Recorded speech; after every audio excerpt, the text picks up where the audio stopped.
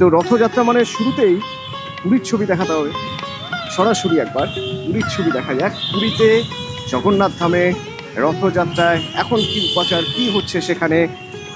আজ সকাল থেকেই পুরীর রথযাত্রা নিয়ে আমার সঙ্গে আমার সহকর্মী পুরী থেকে অক্ষয় মিশ্রা সকাল থেকেই প্রতি মুহূর্তের আপডেট দিচ্ছেন সেখানে কি হচ্ছে, পরপর ঠিক কি কি হয়। অক্ষয় আমার সঙ্গে আছে এখনো। অক্ষয়, আমরা যারা যারা এখন পুরী যেতে পারলাম না, এবার জগন্নাথ ধামে যেতে পারলাম না এবং রথযাত্রা দেখতে পাচ্ছি না, তাদের জন্য এখন সেখানে কি হচ্ছে যদি একটু আমাদের একটু বলেন। देखिए दोनों जिस तरह का पौंडी का विधि चल रहा था 9:30 से पौंडी अभी तक चल रहा है। पहले सुदर्शन जी महाप्रभु आए थे, उसके बाद बलभद्र जी आए थे, उसके बाद देवी सुभद्रा और अभी महाप्रभु जगन्नाथ जी का पौंडी चल रहा है। लेकिन ये जगन्नाथ जी का पौंडी विलम्ब हुआ है क्योंकि जो बारिश हो रही है, बारिश की वजह से थोड़ा विलम्ब हुआ है पौंडी। लेकिन आप देख सकते हैं अभी कि महाप्रभु जगन्नाथ जी अभी सिंहद्वार के सामने आ चुके हैं और अभी छोटी दूरी के रथ के ऊपर जाएंगे। और ये एक अनोखा दृश्य है कि जो अभी बारिश हो रही है, भक्त लोग भी इंतजार किए हैं कि रथ के ऊपर महाप्रभु देखेंगे। अभी ये पौंडी चल रहा है, आपको सुनाई दे रहा कितना घंटा का शब्द हो रहा है और जय जगन्नाथ रैली में पूरा प्रधान में भक्त का भीड़ है और उसी को देखते हुए बारिश भी हो रही है। लेकिन किसी को कुछ खातिर नहीं, मस्जिद महाप्रभु को दर्शन के लिए सब इंतजार किए हैं। पहले बलवंत जी को दर्शन कर चुके हैं रथ के ऊपर, बुधा देवी बैठ चुके हैं और अभी इंतजार है कि उनका जो भैया जगन्नाथ महाप्रभु वो आ रहे हैं, अभी रथ में विराजमान करेंगे। उसके बाद महाप्रभु को ढूंढा जाएगा, मतलब उनको ठीक से बिठाया जाएगा रथ के ऊपर। उसके बाद जगतपुर शंकराचार्य जाके वहाँ पर महाप्रभु का दर्शन करेंगे और उसके बाद गणपति महाराज आके वहाँ पर छेरापरा नीति करेंगे। ये छेरापरा नीति के अनोखा चीज है कि गणपति महाराज रथ का सफाई करेंगे और उसके बाद छेरापरा का नीति के खत्म होने के बाद ही रथ में जो चारमाल खोला जाएगा और घोड़ा को लगा जाएगा और उसके बाद पहले साधु रथ जो बलभद्र जी का रथ है वो उसको खींचा जाएगा। और जो समय निर्धारण किया गया है कि 4 बजे से ये नीति शुरू होगा रथ का खिंचाई। और जिस तरह का बारिश हो रही है तो लग रहा है कि थोड़ा विलम्ब होगा और सरकार की यही इच्छा है कि आज तीनों रथ को खींच के गुंडीचा मंदिर के पास सजा लेंगे। तो कल महाप्रभु का शाम में आरव मंडप पौंडी होगा और परसों सुबह महाप्रभु का दर्शन मिल सकेगा गुंडीचा मंदिर आरव मंडप से। तो देखते हैं कि ये तो सरकार की इच्छा है, लेकिन महाप्रभु की इच्छा थोड़ी अलग है।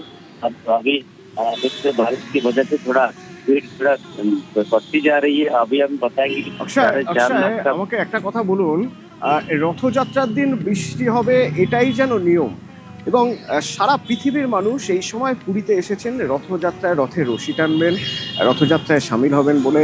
কিন্তু রেড অ্যালার্ট আছে বৃষ্টি, এবার বৃষ্টি হয় প্রতিবারই কিন্তু এবার রেড অ্যালার্ট আছে, সেজন্য কি কোনো রকম কোনো ব্যবস্থা নেওয়া হয়েছে?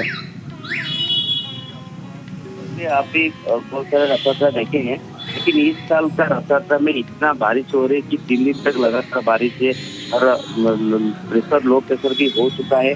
तो इसकी वजह से भी वेदर फोरकास्ट का वार्निंग है कि ये 3 दिन तक बारिश रहेगा, मतलब काल भी ज्यादा बारिश रहेगा।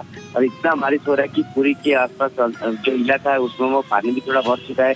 लेकिन इसको मुकाबला करने के लिए फायर ब्रिगेड की तरफ से 16 पंप गिरान रोड पे रखा गया है इस तरह का वाटर को डिस्चार्ज करने के लिए। और बड़ा पंप भी रखा गया है, अगर कोई जगह पे वाटर लॉकिंग होता है तो उसको निकालने के लिए फायर ब्रिगेड पूरा प्रस्तुत है, वो भी मॉकड्रिल करके पूरा प्रिपेयर हो चुके हैं।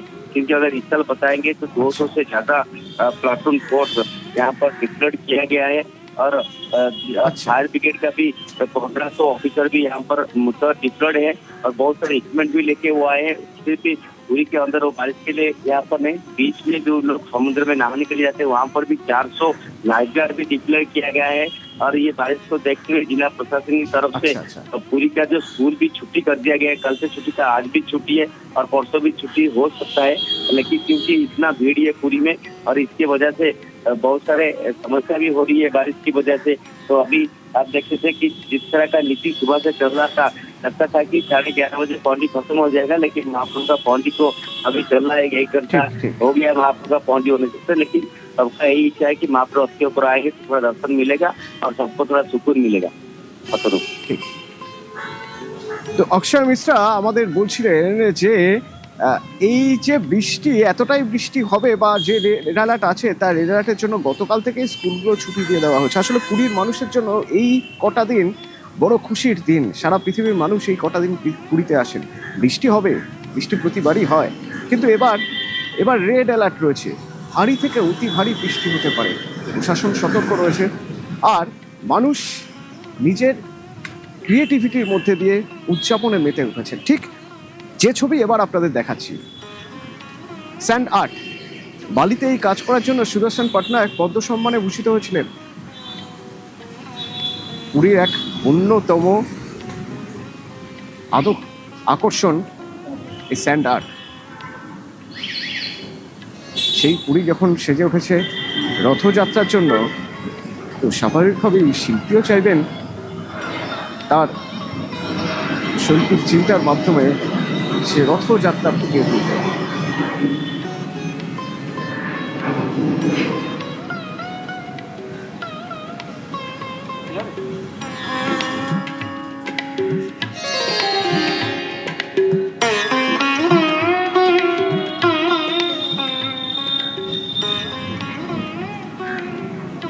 পুরী হয়তো যাওয়া সবসময় সম্ভব হয় না রথযাত্রায়, কিন্তু শহরের মানুষ চান একবার রথের রশিতে টান দিই।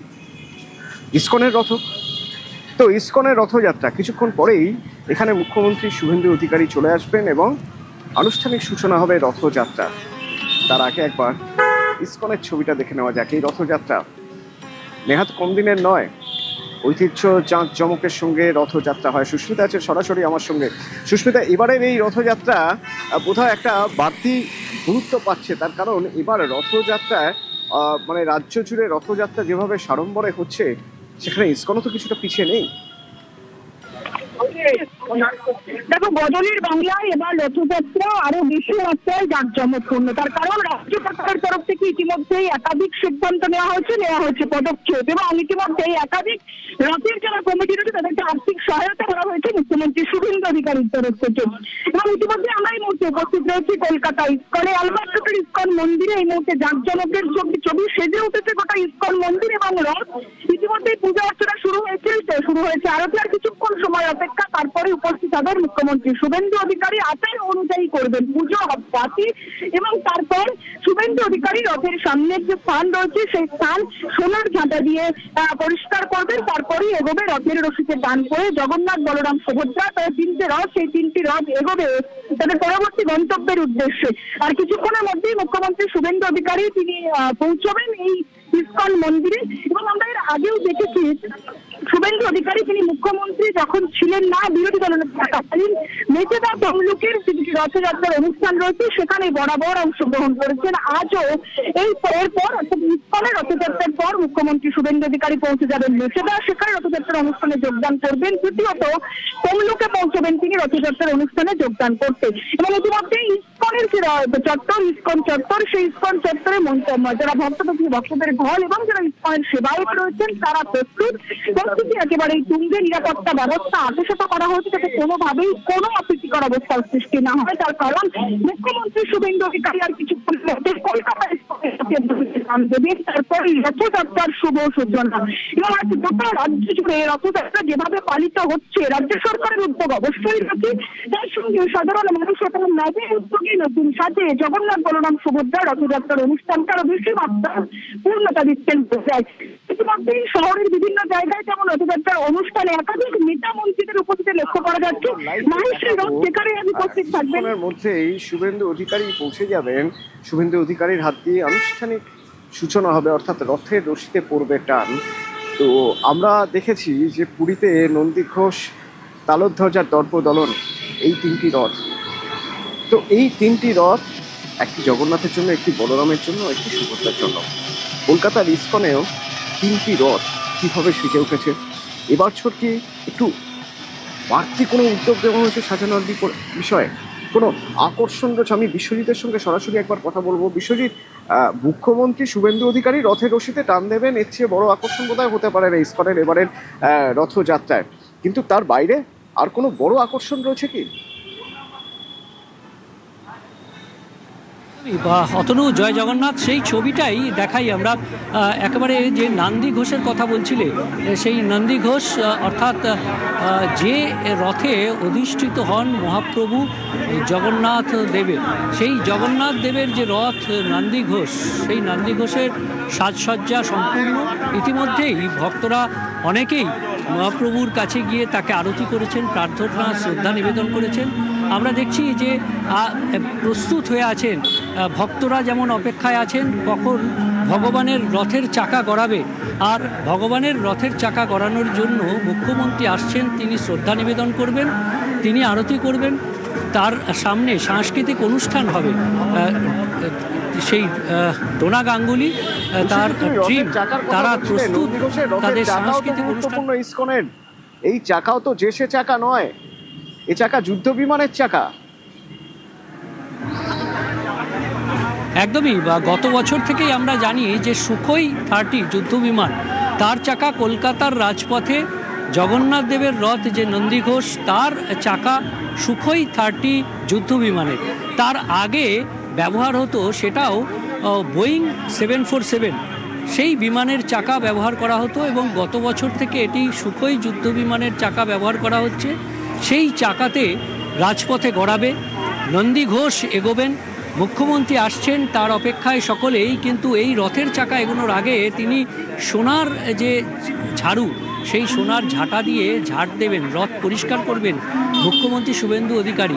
আর তার সামনে নৃত্য পরিবেশন করবেন ভগবানের উদ্দেশ্যে ডোনা গাঙ্গুলি। সকলেই অপেক্ষায়, আর কিছুক্ষণের অপেক্ষা। মুখ্যমন্ত্রী এসে প্রথমে মন্দিরে যাবেন, মন্দিরে গিয়ে তিনি শ্রদ্ধা নিবেদন করবেন, প্রণাম করবেন, তারপর সেখান থেকে বেরিয়ে এসে এই নন্দী ঘোষের সামনেই সমস্ত অনুষ্ঠান হবে, এবং তিনি রথের রশি, অর্থাৎ নন্দী ঘোষের রথের রশি শঙ্খচূড়, সেই শঙ্খচূড়ে স্পর্শ করবেন, সামান্য টান দেবেন, রথের চাকা গড়াবে। আর তার সামনেই আমরা দেখেছি সুভদ্রা দেবীর রথ দর্পদলন রয়েছে, আর তার আগে বলভদ্রের রথ রয়েছে, আর বলভদ্রের রথেই অধিষ্ঠান করছেন। আমরাও দেখবো, আমরা লাইভ দেখাবো দর্শককে সরাসরি রথের রশিতে যখন টান পড়বে সেই ছবি। মুখ্যমন্ত্রী শুভেন্দু অধিকারী আসবেন, এখানে ইনগ্রেশন করবেন, তারপরে সোনা ঝাড়ু দিয়ে ক্লিন করবেন। রথযাত্রা এখান থেকে বেরোবে, এটা হাঙ্গারফল স্ট্রিট হয়ে, শরৎ বোস রোড হয়ে, হাজরা রোড হয়ে, এসপি মুখার্জি রোড হয়ে, জওহরলাল নেহরু রোড হয়ে, আউটরাম রোড হয়ে পার্ক স্ট্রিট ময়দানে ঢুকবে টিআই ব্রিগেড গ্রাউন্ডে। আজকে থেকে 24 তারিখ পর্যন্ত প্রতিদিন 4টা থেকে 8:30 অব্দি মেলা থাকবে। ওখানে প্রসাদ বিতরণ হবে, ভোগ বিতরণ হবে। তালপাতার ভেপু, পাপড়, তার সঙ্গে রথযাত্রা মানে বৃষ্টি শুরু হয়ে গিয়েছে। তো এই যেমন ইসকনের ছবি দেখলাম, আর এক ইসকনের ছবি দেখি মায়াপুর শ্রী চৈতন্য ধাম। সেখানে ইসকনে রথযাত্রায় বাড়তি আকর্ষণ 56 ভোগ। সেখান থেকে সরাসরি ইরন আছে আমার সঙ্গে। ইরন,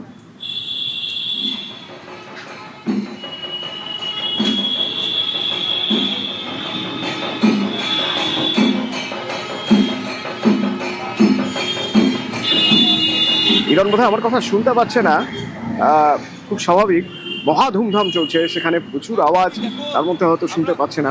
ইরন, এখানকার একটা আকর্ষণ ইসকনের রথ কিভাবে বিখ্যাত?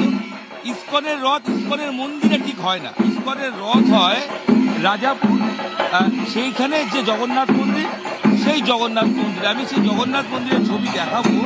যে জগন্নাথ মন্দিরে এই মুহূর্তে আমরা সকাল থেকে এখানে দেখিয়েছি যে 56 ভোগের যে আয়োজন ইতিমধ্যেই সেটা প্রস্তুত করা হচ্ছে।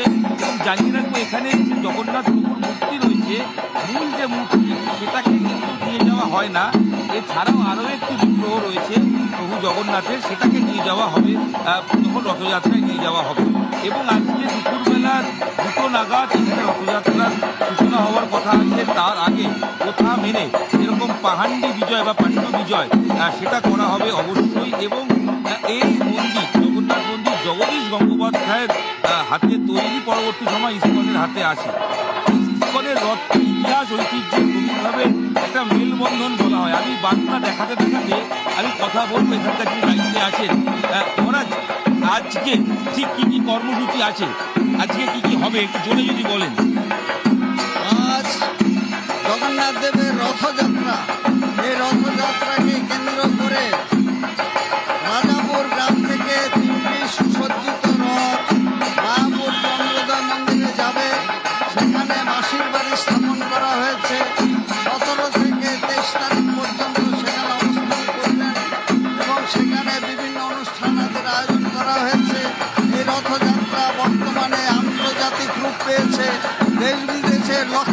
ভক্তবৃন্দ এখানে সমবেত হয়েছেন।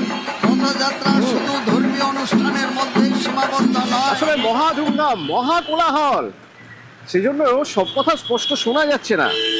56 ভোগ এই রথযাত্রার বিশেষ আকর্ষণ, যে 56 ভোগের জন্য মানুষ অপেক্ষা করে থাকেন। বছরের এই একটা দিন ইস্কন মায়াপুর এই রথযাত্রা।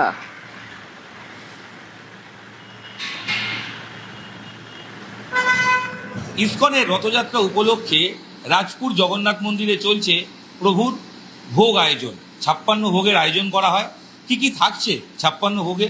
ইতিমধ্যেই বিভিন্ন জায়গায় রান্না যে চলছে সেটা আমরা দেখছি। সকাল থেকে একাধিক রান্না করা হচ্ছে। প্রভুর 56 ভোগ বলা হয়। কি কি থাকছে ভোগে? খই মুরগি, লাড্ডু আর সুজির হালুয়া, এটা 7টায় চলে যায়। তারপরে 8টায় আপনার 7 রকম সবজি, আর তার মধ্যে চাটনি থাকে, আর রাইস, ডাল সবজি, বিভিন্ন সবজি, সব কিছু ভগবানের 8টার সময় ভোগ হয়ে যায়। কথিত আছে যে প্রভু খুব খেতে ভালোবাসেন, তাই যাবতীয় অনেক রকমের খাবার তৈরি করা হচ্ছে। এখানে মোচা দিয়ে ধোকা হয়েছে, কাঁঠালের সবজি রয়েছে, রসবড়া হয়েছে, ধোকা হয়েছে, শুক্তো হয়েছে, তালের বড়া রয়েছে, ভাজা হচ্ছে এই মুহূর্তে, করলা ভাজা, শাক ভাজা, এগুলো সব তৈরি করা হচ্ছে। ফল, মিষ্টি এবং সবচেয়ে যে প্রিয় খাবারের কথা বলছিলাম সেটা হচ্ছে কাঁঠাল। সব মিলিয়ে যে 56 ভোগের আয়োজন তা ইতিমধ্যেই সম্পূর্ণ প্রভুকে সকাল থেকে তা নিবেদন করা হচ্ছে। এছাড়াও বিভিন্ন সময় দুপুরে, বিকেলে যাবতীয় যা পদ বা যা মেনু তৈরি করা হবে তার কাজই এই যে মহিলারা রয়েছেন, যারা কাজ করছেন, যারা রান্নার কাজে যুক্ত হয়েছেন, তারাই করছেন। এবং সেই ছবি আমরা তুলে ধরছি নিউজ 18 বাংলায়, যেখানে ইসকনের রথযাত্রা উপলক্ষে প্রভুর 56 ভোগের রান্না করার কাজ চলছে। ক্যামেরায় অর্চনের সাথে ইরণ রায় বর্মন, নিউজ 18 বাংলা, মায়াপুর। কলকাতার খিদিরপুরে জগন্নাথ দেবের আবার মাসির বাড়ি ভবানীপুরে। রথে চড়ে যাবেন, সঙ্গে যাবেন বলরাম আর সুভদ্রা। তো সেই খিদিরপুরে রথযাত্রা জগন্নাথ মন্দিরে কেমন আয়োজন?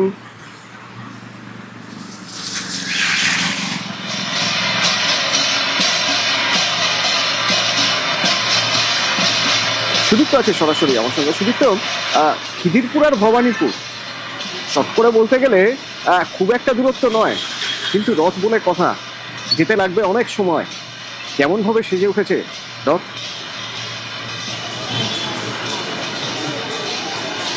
তো খিদিরপুরের যে মন্দির, জগন্নাথ দেবের মন্দির, ধর্মীয় সম্প্রীতি বহন করছে সেই মন্দির। এই মুহূর্তে পোহান্ডি শুরু হয়েছে। বলরাম দেব, সুভদ্রা দেবীকে আনা হয়েছে রথে। একবার সেই ছবিটা দেখাতে বলবো, আমার ক্যামেরা পার্সন রাজীব সেই ছবি দেখাচ্ছে। এরপর সব শেষে জগন্নাথ দেব আসবেন। জগন্নাথ দেবের মাসির বাড়ি ভবানীপুরে, নর্দার্ন পার্ক, সেখানে তাকে নিয়ে যাওয়া হবে। এবং 2003 সাল থেকেই এই রথ, স্টিলের যে রথ, সেই রথ কিন্তু শুরু হয়েছে। অর্থাৎ এই যে বড় রথ, সেই রথে করেই ঠিক বেলা 2টো নাগাদ এই খিদিরপুর থেকে যাত্রা শুরু। ইকবালপুর হয়ে একদম ভবানীপুরে পৌঁছে যাবেন বলরাম, সুভদ্রা এবং জগন্নাথ। অর্থাৎ জ্বরের পর একদম রাজবেশে মাসির বাড়িতে যাওয়া, এবং তার জন্যই যত আয়োজন। পুরীর যে নিয়ম, সেই নিয়ম মেনেই কিন্তু এই আয়োজন চলছে। একদিকে যখন মাসির বাড়ি পৌঁছানো হবে, আগামীকাল থেকেই সেখানে অর্থাৎ নর্দার্ন পার্কে ওড়িশা ফেস্টিভ্যাল শুরু হয়ে যাবে। এবং সেই ফেস্টিভ্যালে কী কী থাকছে, সেখানে নানা রকমের নাচ গানের অনুষ্ঠান থাকছে, অর্থাৎ সাংস্কৃতিক অনুষ্ঠান থাকছে। আজকে বিশেষ ভোগ নিবেদন করা হচ্ছে ভগবানকে, একদম খিচুড়ি ভোগ নিবেদন করা হবে। ঠিক বেলা 1টা নাগাদ রাজা আসবেন, এবং তারপর বেলা 2টো নাগাদ এই রথ চলতে শুরু করবে। এই রথ খিদিরপুর থেকে একদম ইকবালপুর হয়ে পৌঁছে যাবে ভবানীপুর পর্যন্ত। এবং তার যে নিরাপত্তার দায়িত্ব, সাউথপোর্ট থানার পক্ষ থেকে নিরাপত্তার দায়িত্ব রাখা হয়েছে। এবং একই সঙ্গে সাউথপোর্ট পুলিশ স্টেশনের যিনি অফিসার ইনচার্জ রয়েছেন, সঞ্জয় মুখোপাধ্যায়, তিনি রয়েছেন। এবং একই সঙ্গে ডিসি মর্যাদার একাধিক আধিকারিক সেখানে কিন্তু রয়েছেন। এবং যে বিশাল পুলিশ বাহিনী মোতায়েন করে রাখা রয়েছে, এই নিরাপত্তার উপর ভর করেই এই রথ সোজা পৌঁছে যাবে ভবানীপুর পর্যন্ত। অতনু, রথযাত্রা জগন্নাথ ধামে পুরী শুধু নয়, বাঙালির রথযাত্রা বড় পুরনো। এরকমই বৃষ্টি, যে বৃষ্টি যখন যেতে এসেছে, তখন বঙ্কিমচন্দ্র চট্টোপাধ্যায় রাধারানী পথ হারিয়েছিলেন রথের মেলায়। কোথায়? মাহেশে। 600 বছরের পুরনো রথযাত্রা, পেল্লায় রথ হয়। সেখান থেকে প্রীতি সরাসরি আমার সঙ্গে রয়েছে। প্রীতি, কি হচ্ছে সেখানে এখন?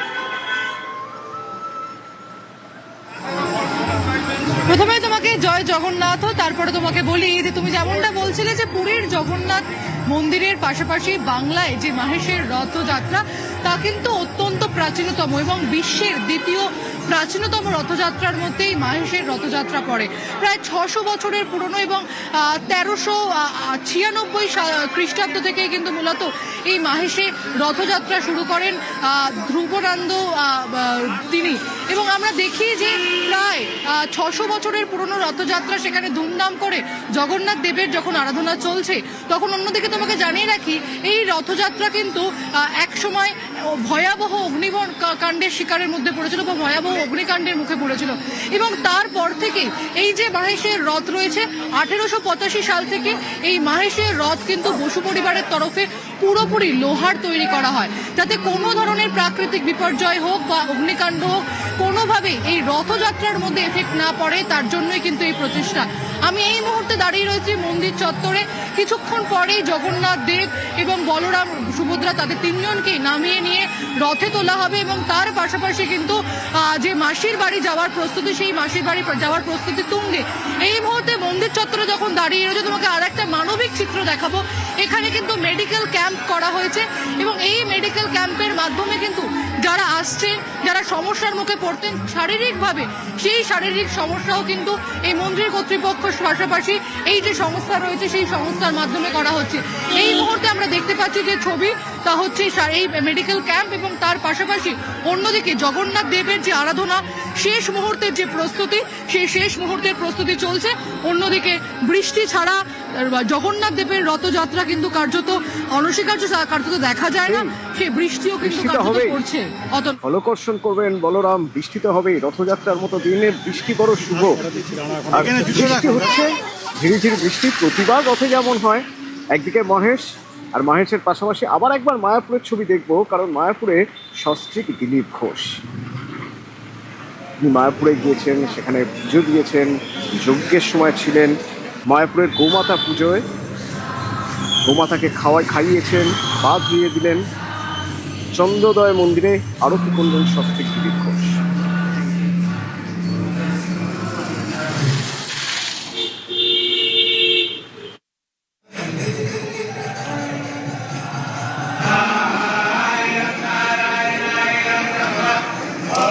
আমি এর আগে বহুবার এসেছি, থেকেছি, তবে প্রথমবার সপরিবারে এলাম এবং নতুন সরকার হওয়ার পরে এলাম।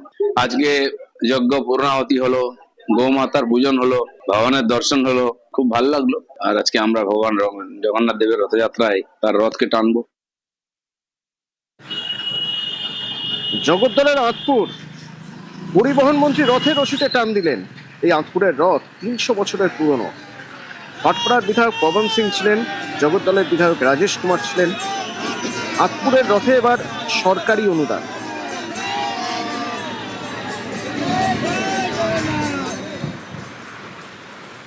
রাজবাড়ি নামে এই পুজোটা হতো, রাজারাই করতো। এবার আমাদের গভর্নমেন্ট ৫ লাখ টাকা করে ১০০ বছরের উপরে যে রথ আছে অনুদান দিয়েছে। আমাদের সনাতনী ধর্মকে তো বাঁচাতে হবে। সনাতন ধর্মকে বাঁচাবার জন্য সমস্ত রকম সরকার সুযোগ সুবিধা আমরা করছি। ৬০ বছর একটা শাসন চলেছে দেশে, যে শাসনটা সনাতনকে মিটিয়ে দেওয়ার চেষ্টা করেছিল, যাকে কংগ্রেস বলা যায়। সনাতন ২০১৪ সাল থেকে নিজের কথা বলতে পারছে, নাহলে কথাই বলতে পারতো। জগন্নাথ